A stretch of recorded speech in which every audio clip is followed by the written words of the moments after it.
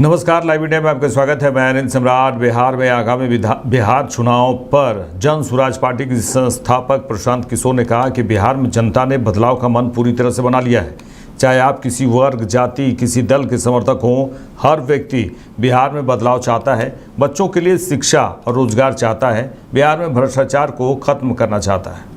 आप देख रहे हैं, आपके आंख के सामने जो दिख रहा है, बिहार में जनता ने बदलाव का मन पूरी तरीके से बना लिया है। चाहे आप किसी वर्ग के हैं, किसी जाति के हैं, किसी दल के समर्थक हैं, हर व्यक्ति बिहार में बदलाव चाहता है। अपने बच्चों के लिए शिक्षा और रोजगार चाहता है। बिहार में भ्रष्टाचार को खत्म करना चाहता है। वो जन स्वराज के साथ रहे या न रहे, लेकिन बिहार में बदलाव हर आदमी चाहता है। शिक्षा रोजगार हर आदमी चाहता है। यहाँ से भ्रष्टाचार का खात्मा चाहता है। केंद्रीय मंत्री धर्मेंद्र प्रधान के बयान पर कांग्रेस नेता जीतू पटवारी ने कहा है कि राहुल गांधी ने देश के सामने जातिगत जनगणना का विजन रखा था। आप सब उसका माखौल उड़ाते रहे। पूरी पार्टी उसका विरोध करती रही। बंटोगे तो कटोगे की राजनीति पर बीजेपी नफरत परोसती रही। उन्होंने कहा कि अंतोगत्वा राहुल गांधी की बात को सरकार ने स्वीकार किया। धर्मेंद्र प्रधान जी से मेरे दो सवाल हैं कि राहुल गांधी जी ने इस देश के सामने एक विजन रखा जातिगत जनगणना का। आप सब उसका मखौल उड़ाते रहे। आपकी पूरी पार्टी उसका विरोध करती रही। पूरी बीजेपी कटोगे तो बटोगे की राजनीति पर नफरत परोसती रही। अंतोगत्वा राहुल गांधी जी की वो बात जिसमें उन्होंने जातिगत जनगणना की बात की, आप जिसमें मंत्री हो, उस सरकार ने स्वीकार की। झूठ क्या है और सच क्या है? आपके विदेश मंत्री ने दुनिया के सामने, देश के सामने कहा कि हमने पाकिस्तान को पहले बता दिया था कि हम कहां पर अटैक करने वाले हैं।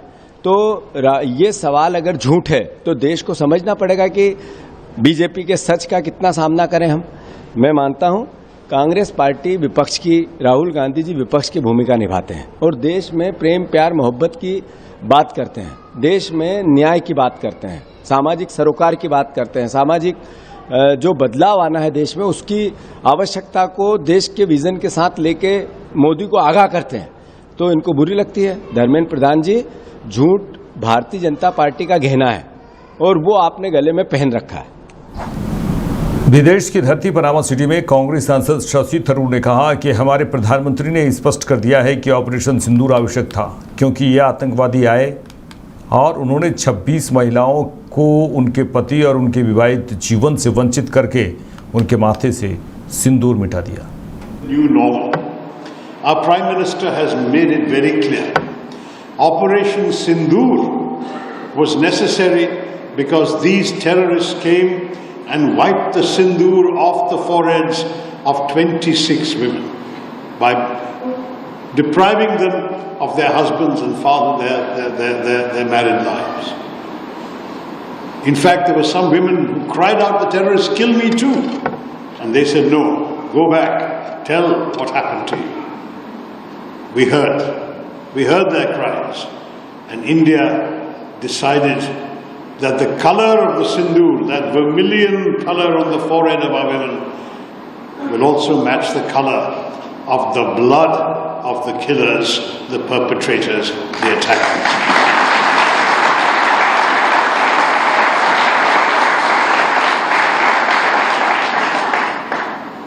India is not a warmongering state. Even when we conducted those attacks, the first 9 terror-based attacks, our government said very clearly, without any doubt, that we are not looking for any escalation. These were carefully, precisely calibrated strikes. We hit only terror bases. We hit no military facilities of Pakistan, no government facilities, no civilian homes.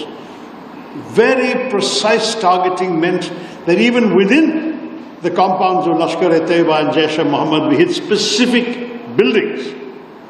And we did so at night, between 1:05 and 1:30 at night. Why? Because we didn't want to have too much of collateral damage. At a different time during the day, there might have been a lot of civilians around. We didn't want their lives to be hurt. Panama city में शिवसेना सांसद मिलिंद देवड़ा ने कहा कि भारत एक शांतिप्रिय देश है। हमारी जो भारतीय संस्कृति है, हमने पूरे विश्व को अहिंसा और शांति का बहुत ही महत्वपूर्ण संदेश दिया। लेकिन इसी भारतीय संस्कृति ने विश्व को यह भी महत्वपूर्ण संदेश दिया कि अधर्म के खिलाफ लड़ाई लड़ना यह केवल उचित नहीं बल्कि अनिवार्य है। भारत पीस चाहती है, भारत एक शांतिपूर्ण देश है और हमारी जो भारतीय संस्कृति है, चाहे बुद्धिज्म हो, हिंदुइज्म हो, जैनिज्म, हमने पूरे विश्व को अहिंसा और शांति का बहुत ही महत्वपूर्ण संदेश दिया। लेकिन यही भारतीय संस्कृति ने विश्व को, अंतर्राष्ट्रीय स्तर को यह भी एक बहुत महत्वपूर्ण संदेश दिया कि अधर्म के खिलाफ लड़ना, लड़ाई लड़ना, जंग लड़ना एक केवल उचित नहीं बल्कि अनिवार्य है।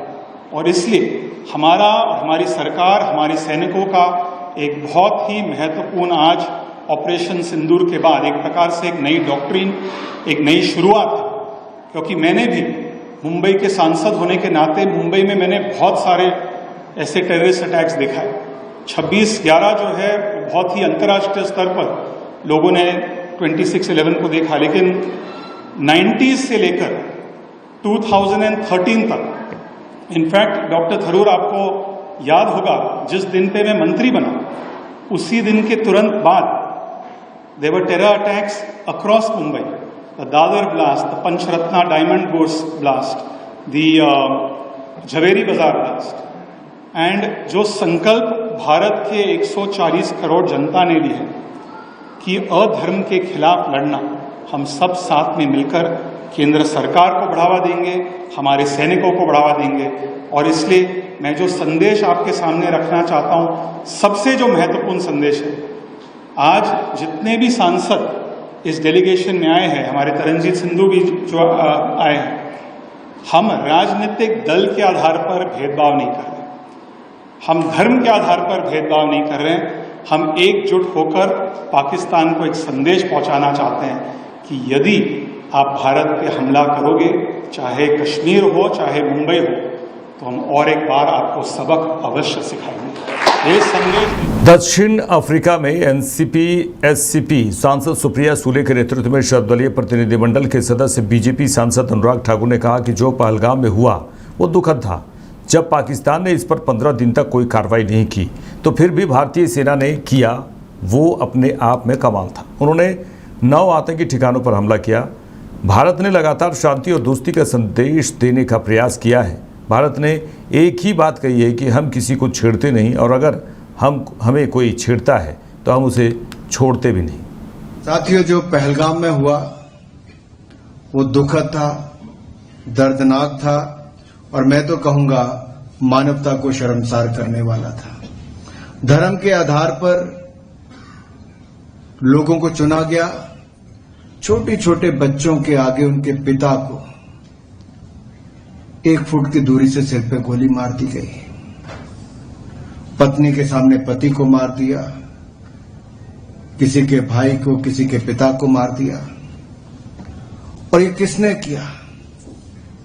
इसकी जिम्मेदारी ली है द रेजिस्टेंस फ्रंट, जो लश्कर तैयबा का फ्रंट है और पाकिस्तान की सरजमीन से जो जन्म भी लेता है, प्रशिक्षण भी लेता है, पैसा भी लेता है और भारत और दुनिया भर में आतंकवाद फैलाने का काम कोई करता है तो उस देश का नाम है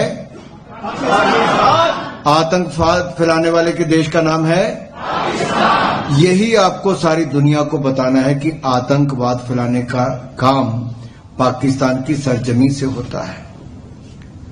जब पाकिस्तान ने 15 दिन तक इस पे कुछ नहीं किया तो फिर जो भारतीय सेना ने किया वो अपने आप में कमाल था कि ऐसे 9 आतंकवादी ठिकानों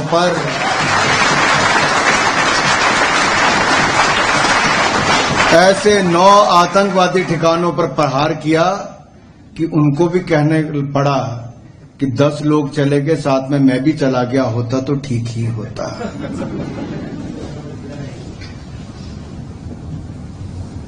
जब कोई परिवार का व्यक्ति अपने सदस्य को खोता है तो इससे बड़ी क्षति कोई नहीं होती, लेकिन ये एक के बाद दूसरा प्रहार पाकिस्तान की सरजमीन से आतंकवादियों ने भारत पे किया है और भारत ने लगातार शांति का संदेश, दोस्ती का संदेश देने का प्रयास किया। भारत ने एक ही बात कही है कि हम किसी को छेड़ते नहीं और कोई अगर हमें छेड़ता है तो उसे हम छोड़ेंगे नहीं। आप तो सब जानते ही हैं। बस ये सारी दुनिया तक पहुंचाना है अपनी भाषा में, अपने शब्दों में, that India has made it stand very clear that we have a zero tolerance policy against terrorism. Congo में बीजेपी सांसद बांसुरी स्वराज ने कहा कि डेमोक्रेटिक रिपब्लिक ऑफ कांगो की हमारी यात्रा बेहद फलदायी रही है। यहाँ के नेतृत्व में हमें जबरदस्त समर्थन मिला है।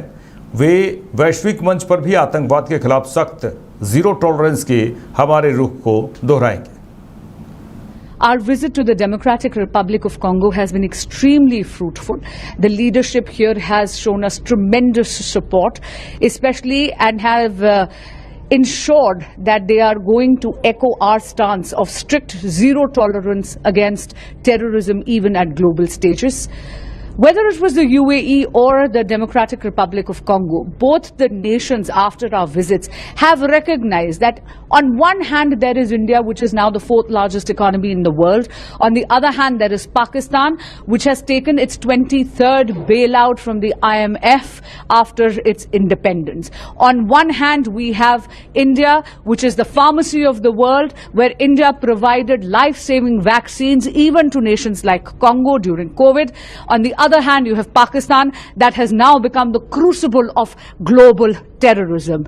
On one hand, where India builds, Pakistan bombs. India invests, Pakistan infests. On one hand, India rises, Pakistan begs. Bharat is a civilizational force. We are unstoppable under the able leadership of Pradhan Mantri. Congress सांसद इमरान मसूद ने कहा कि हमारी असहमतियां देश के अंदर हैं, विदेश में नहीं हैं। विदेश में हम सभी भारतीय हैं, हम एकता के साथ अपनी बात रखेंगे, हम दूसरों को इसके बारे में नहीं बताएंगे, हम अपने आंतरिक मुद्दों को खुद ही सुलझाएंगे। उन्होंने कहा है कि हम बाहरी लोगों को ये नहीं बताएंगे कि हमारे पास मुद्दे हैं। देखिए, प्रधानमंत्री नरेंद्र मोदी जी के जितने भी बयान हैं वो देश की वास्तविक स्थिति को लेकर के हैं और भारत और पाकिस्तान के बीच जो युद्ध जैसी स्थिति है उस पर प्रधानमंत्री जी ने बेहद साफ गोई से बिना किसी लाग लपेट के चेतावनी भी दी है और सलाह भी दी है जो पूरे देश में सर्वत्र सराही जा रही है। लेकिन दूसरी ओर कुछ विपक्षी दल अपनी राजनीतिक स्वार्थ को सिद्ध करने के लिए उस पर कटाक्ष कर रहे हैं। उन्हें ये समझ में नहीं आता कि उनका इतने गंभीर मुद्दों पर कटाक्ष कहीं न कहीं हमारे सेना के मनोबल पर एक बड़ा सवाल खड़ा करता है। तो वो किसकी मदद कर रहे हैं उन्हें समझना चाहिए। कुछ मुद्दे ऐसे होते हैं जो राजनीति से सदैव ऊपर होते हैं, तो अपोजिशन को भी इस बात को समझना चाहिए कि मामला देश। बीजेपी सांसद प्रवीण खंडेलवाल ने कहा कि प्रधानमंत्री नरेंद्र मोदी के सभी बयान देश की वास्तविक स्थिति को लेकर है। भारत और पाकिस्तान के बीच युद्ध की स्थिति पर प्रधानमंत्री नरेंद्र मोदी ने चेतावनी और सलाह दी है, जिसकी सारा देश सराहना कर रहा है। दूसरी ओर कुछ विपक्षी दल अपने राजनीतिक स्वार्थ को सिद्ध करने के लिए उस पर कटाक्ष कर रहे हैं और उन्होंने कहा कि उन्हें समझना चाहिए कि कुछ मुद्दे ऐसे होते हैं जो राजनीति से सदैव ऊपर होते हैं। सुनिए, हमारे जो मतभेद हैं वो देश में हैं, विदेश में नहीं। विदेश में हम सब भारतीय हैं और विदेश में हम सब लोग एकजुटता की बात करेंगे। हम आपस के मतभेदों को बाहर नहीं दिखाएंगे। हमारे आंतरिक मामले हम आंतरिक मामले आपस में अपना आप निपटेंगे, बाहर थोड़ी ना बताएंगे कि हमारे में झगड़े हैं। जम्मू कश्मीर के मुख्यमंत्री उमर अब्दुल्ला ने कहा कि पर्यटन को संघर्ष तटस्थ गतिविधि होना चाहिए। हमारे लिए पर्यटन एक आर्थिक गतिविधि है, यह लोगों के लिए आय का स्रोत है। दुर्भाग्य से इसे राजनीति से उलझा दिया गया, लेकिन हमारी सरकार पर्यटन को मौजूदा परिस्थितियों से अलग रखने की कोशिश करेगी। और उन्होंने कहा कि हम चाहते हैं कि दुनिया जम्मू कश्मीर के पर्यटन को एक आर्थिक गतिविधि के रूप में देखे। बैसरन के हमले के बाद ये तय किया गया कि हमें कुछ डेस्टिनेशंस का एक सिक्योरिटी ऑडिट करना होगा सिक्योरिटी ऑडिट करने के बाद आहिस्ता आहिस्ता जिन जगहों को खोला जा सकता है उनको खोल दिया जाना चाहिए। मेरा खुद यहाँ पहलगाम आना या पहलगाम में कैबिनेट की मीटिंग रखना, अब आप सबसे मुलाकात करने के बाद मैं थोड़ा यहाँ घूमूंगा फिरूंगा। मैं भी चाहता हूं कि जो 48 डेस्टिनेशंस का लिस्ट जारी हुआ है उसको हम आहिस्ता आहिस्ता कम करें। पहलगाम की कुछ जो पार्क्स हैं उनके हवाले से हम बात कर रहे हैं, बेताब वैली के हवाले से हम बात कर रहे हैं, आरू के हवाले से बात की जा रही है, सोनमर्ग में खाजवास ग्लेशियर के हवाले से बात की जा रही है, श्रीनगर में फौरी तौर उन्होंने बारामारी और ट्यूलिप गार्डन पे रोक लगाई। मेरा अपना ये मानना है कि अगर ट्यूलिप गार्डन पे रोक लगाना जरूरी पड़ा तो फिर सारा कश्मीर ही बंद करना पड़ेगा हमें। तो मेरा अपना ये मानना है कि आहिस्ता आहिस्ता इसमें थोड़ी सी हमें हिम्मत करनी होगी, लेकिन वक्त आ गया है कि हम उस लिस्ट को रिव्यू करें। और ये सिर्फ यहाँ के लोकल लोगों की जो है चाहत नहीं है। मैं जिन जिन टूरिस्टों को मिला फिलहाल अभी तक पहलगाम में, उन सबों ने मुझे यही कहा कि हम आए पहलगाम, अपनी मर्जी से आए, खुशी से आए, हमें यहाँ आते हुए बड़ा अच्छा लग रहा है, लेकिन मेहरबानी करके हमें एक छोटी सी जगह तक मत बांधिए, हमें पार्क्स तक आने दीजिए, हमें बेताब वैली जाने दीजिए। बेशक फिलहाल बैसरन आप नहीं खोल सकते हो, वो हम समझ सकते हैं, लेकिन जो बाकी पहलगाम के आसपास के इलाके हैं कम से कम उनको जो है दोबारा खोलने पे सोचा जाना चाहिए और हम वो कर। टूरिज्म जहां तक मेरा मानना है एक कॉन्फ्लिक्ट न्यूट्रल एक्टिविटी रहनी चाहिए। हमारे लिए टूरिज्म अपने आप में एक इकोनॉमिक एक्टिविटी है, लोगों के लिए कमाने का एक जरिया। वक्तन फवक्तन बदकिस्मती से इसको सियासत में भी उलझाया हुआ है, लेकिन मेरी हुकूमत के तरफ से मुकम्मल ये कोशिश रहेगी कि हम टूरिज्म को यहां के हालात से जो है इंसुलेट करें। हम चाहते हैं कि दुनिया जम्मू कश्मीर की टूरिज्म को एक इकोनॉमिक एक्टिविटी के तौर पे देखे बनिस्बत के किसी और तौर पे, और हमारी कोशिश रहेगी कि आहिस्ता आहिस्ता इसमें हमें, मैं मानता हूं, फूक फूक के कदम रखने होंगे, लेकिन हमारी कोशिश है कि आहिस्ता आहिस्ता टूरिज्म का सिलसिला जो है वो जम्मू कश्मीर में और खासकर कश्मीर की वादी में दोबारा शुरू हो जाए।